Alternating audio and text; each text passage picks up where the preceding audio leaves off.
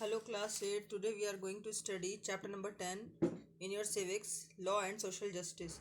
In this chapter we study about which type of discrimination occurs in between the workers and their owners in the factories, or what are the unfair practices which are usually done by the various types of owners with their factory workers, or what are the different types of rights of the workers against these exploitation, and how the government forms their role to overcome this type of exploitation and to compensate the different types of workers.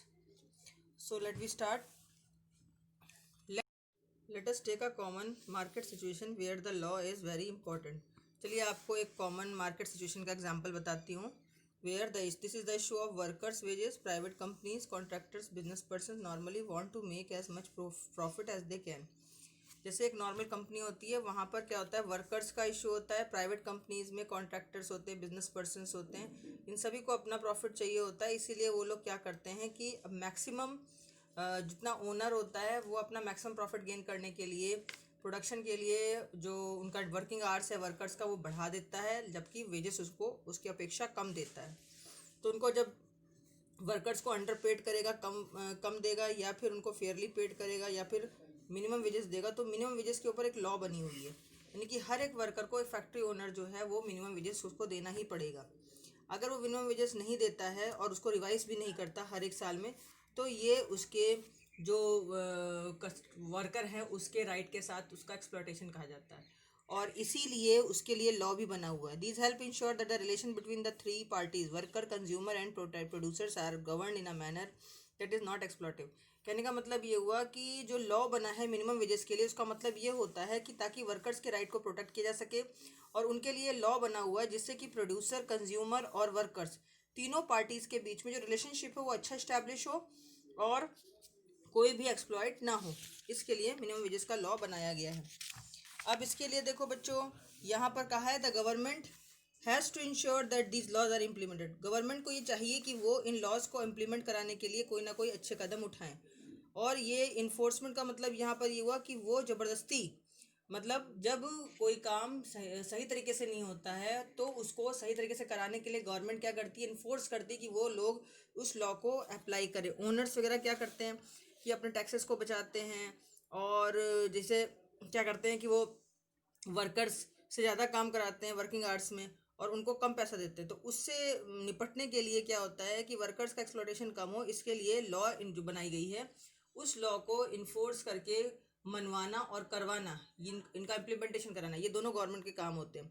हमारे Indian constitution में fundamental right दिया गया है that, जो guarantee देता है Indian constitution में कि जो वर्कर्स हैं उनके राइट का प्रिजर्वेशन होगा, कंजर्वेशन होगा, और उनको एक्सप्लॉयट नहीं होने दिया जाएगा. जो भी 14 साल से नीचे के बच्चे हैं उनको फैक्ट्री या माइंस में ज़बरदस्ती एम्प्लॉयमेंट में इंगेज करना ये एक अपराध है, और उनको पूरा पढ़ने का अधिकार है. अब आता है कि ये जितने भी लॉज हैं इनको प्रैक्टिस करने के लिए किस तरीके से काम किया जाता है. अभी मैं आपको एग्जांपल दूंगी. यहाँ पर भोपाल गैस ट्रेजेडी का एग्जांपल है. इसमें एक यूएनसी कंपनी यूसी होती है, union carbide company, American company. ये भोपाल में 24 साल से अपना काम कर रही थी, और 2 दिसंबर 1984 को घटना हो जाती है जिसमें हाईली पॉइजनस गैस होती है, मिथाइल आइसोसाइनेट, वो लीक कर जाती है. इसके लीकेज से क्या होता है कि बहुत सारे वर्कर्स मर जाते हैं और उनको कंपनसेशन भी नहीं देती कंपनी. यानी कि कंपनी अपना हाथ खींच लेती है और कहती है कि हमारा जो वर्कर्स मर गए हैं उनके मरने में हमारा कोई हाथ नहीं है, और वो अपना हाथ खींच लेती है और उनको कंपनसेशन भी नहीं देती. बेचारे वर्कर्स भूखे मर जाते हैं.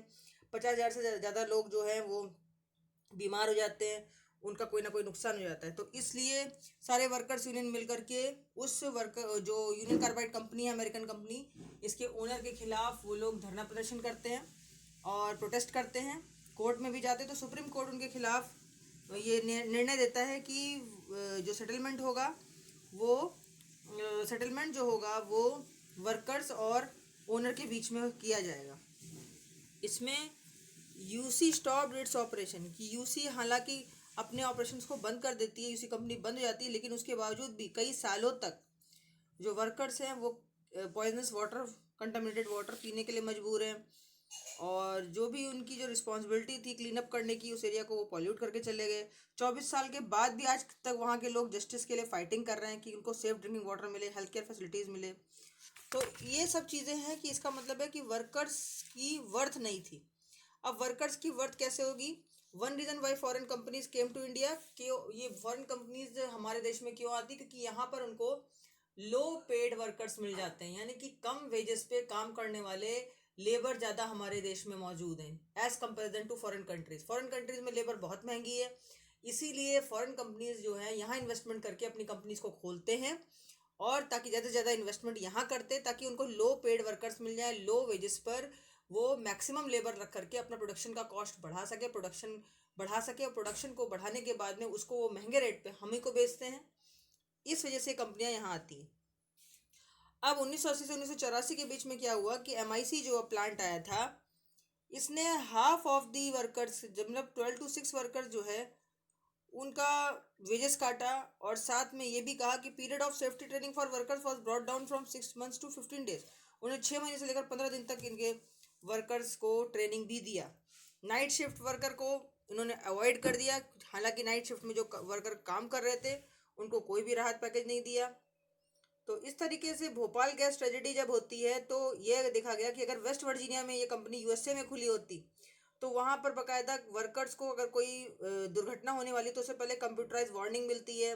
वहाँ पर ऐसे डिवाइसेस लगी होती हैं कंपनी में, जैसे अलार्म वगैरह, जिससे वर्कर्स को पता लग जाता है और वर्कर्स भागने का मौका मिल जाता वर्कर्स को। लेकिन यहाँ पर ऐसा कुछ भी नहीं था, इस वजह से ज़्यादा लॉस यहाँ पर होता है। हमारे यहाँ बहुत ही लोअर कंडीशन पे वर्कर को काम कराया जाता है। वर्कर्स को बहुत अच्छी सुविधा नहीं देते, अलार्म्स नहीं लगाए जाते, सायरन नहीं लगाए जाते, उनको अनसेफ कंडीशन में काम करने के लिए वो मजबूर होते हैं, और वेजेस भी कम मिलते हैं। तो इन्फोर्समेंट ऑफ सेफ्टी लॉज का मतलब ये हुआ कि यहाँ पर आर्टिकल नंबर 21 जो है वो बताता है कॉन्स्टिट्यूशन का कि राइट टू लाइफ है सभी को, और अगर किसी वर्कर को ठीक से उसके लिए लॉ इम्प्लीमेंट नहीं किया कराया गया और लॉ सेफ्टी लॉज के लिए इम्प्लीमेंट नहीं है, तो उसका मतलब है उसके आर्टिकल 21 का हनन हो रहा है, यानी कि उसको वायलेट किया जा रहा है राइट टू लाइफ को। और इसीलिए गवर्नमेंट चाहती है कि गवर्नमेंट इसमें एक जो सेफ्टी गार्ड है वो रखती है, और उसने यूनियन कार्बाइड कंपनी को आदेश देती है। और गवर्नमेंट कैसे देती है आदेश? सुप्रीम कोर्ट के थ्रू। और सेफ्टी लॉज जब इम्प्लाइड किए गए इंडिया में, तो उसके बाद से जो भोपाल प्लांट लगा है उसमें इन्वेस्टमेंट जिस कंपनी ने किया था, अब वो कंपनी वर्कर्स को कंपनसेशन भी देने को तैयार हो गई, क्योंकि यहाँ पर जो लॉ है वो अबाइड किया गया, इन्फोर्स किया गया, ताकि वर्कर्स को पूरा उनका जो भी उन्होंने खोया है उस चीज़ का उनको कंपनसेशन मिले। और गवर्नमेंट और प्राइवेट कंपनीज दोनों ही को चाहिए कि लोगों के इंटरेस्ट में काम करे, ताकि उनका प्रोटेक्शन भी रहे और उनको वेजेस भी अच्छे मिल सके। तो new laws to protect the environment क्या आया है? 1984 में एक नया लॉ इंट्रोड्यूस किया गया, जिसको कहा गया कि अंडर आर्टिकल 21 में जो कॉन्स्टिट्यूशन फंडामेंटल राइट की बात करते हैं उसमें कहा कि हर एक वर्कर का ये राइट बनता है कि वो पॉल्यूशन फ्री वाटर और एयर में इंजॉयमेंट करे अपनी लाइफ का, यानी कि हर एक व्यक्ति को पॉल्यूशन फ्री इन्वायरमेंट में काम करने का अधिकार दिया गया है, ताकि उनका सेफ्टी मेजर रहे, और उनके लिए जो सेफ्टी स्टैंडर्ड है उसको लो नहीं किया जा सकता। तो बच्चों यही था एक पब्लिक फैसिलिटी जो दी गई है। तो कंक्लूजन इसमें क्या लिया? यहाँ पे मेजर रोल है गवर्नमेंट का कि it is to control the activities of private companies की। प्राइवेट कंपनीज की जितनी भी एक्टिविटीज़ हैं उनको कंट्रोल करे, उनके ऊपर लॉ बनाए, उनको इन्फोर्स कराए, ज़बरदस्ती उनको लॉ को बाध्य करने को मजबूर करे, ताकि वो जितनी भी अनफेयर प्रैक्टिस हैं जिससे कि वर्कर्स का नुकसान होता है वो उसको प्रिवेंट करे, उसको रोक सके, और इससे सोशल जस्टिस को इंश्योर कर सके, ताकि सामाजिक न्याय हो सके वर्कर के साथ। उनको कम वेजेस पे ज़्यादा से ज़्यादा देर तक काम कराना और अनसेफ कंडीशन में काम कराना ये रोका जा सके, ताकि वर्कर्स की हेल्थ भी सही रहे और वर्कर्स को अच्छा एक अर्निंग भी मिल सके और उनका प्रॉफिट भी हो सके। तो बच्चों ये चैप्टर यहीं पर फिनिश होता है, और आपको ये समझ में आया होगा कि वर्कर्स को right to work, right to a fair wage and decent work condition होनी चाहिए, यानी कि वर्कर्स को काम मिलना चाहिए, काम के पैसे अच्छे मिलने चाहिए, और साथ में उनकी जो वर्किंग कंडीशन है वो फेयर होनी चाहिए, क्लीन होनी चाहिए, हाइजीनिक होनी चाहिए, नॉन पोल्यूटेड होनी चाहिए, जिससे कि उनके साथ कोई भी अनफेयर मीन्स ना हो सके। और उनके वर्कर्स के लिए जो भी उनकी डिमांड थी वो डिमांड ये थी कि उनके हर राइट को, right to life, right to earn the wages and right to work in a safety condition, इस चीज़ के लॉ को हमेशा उनके लिए प्रोटेक्शन किया जा सके उनका। तो बच्चों ये चैप्टर यहीं पर फिनिश होता है। I hope that you will understand with this lesson. और यहाँ से बच्चों आपका चैप्टर फिनिश हो रहा है और साथ साथ आपका कोर्स भी खत्म हो गया सिविक्स का क्लास 8 का। Okay, so I hope that you will well enjoyed and well understand this lesson. Okay, subscribe my channel and share my videos too. Okay, bye bye, subscribe my channel. Okay.